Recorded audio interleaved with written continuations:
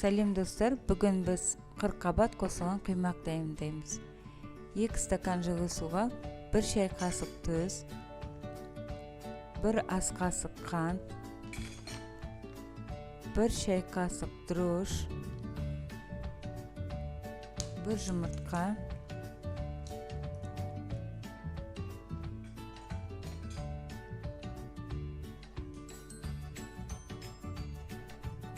1 ас қасық сұйық май,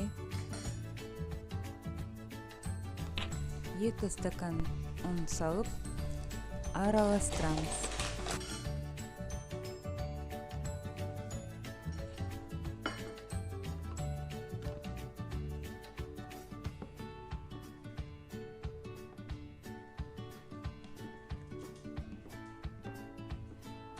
$400 грамм қырыққабатты тураймыз.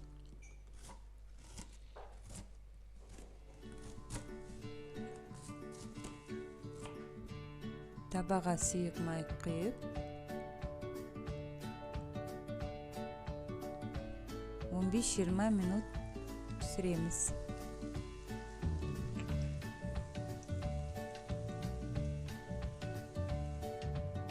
Қырыққабатқа жарты қасық тұз, 1 шай қасық бұрыш салып араластырамыз.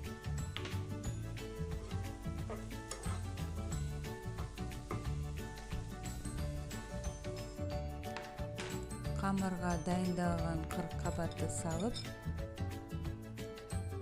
араластырамыз.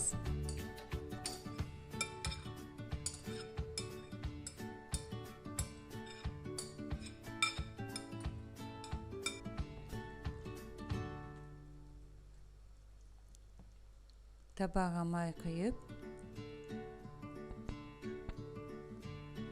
құймақтарымызды екі жағынан қапағын жауып пісіреміз.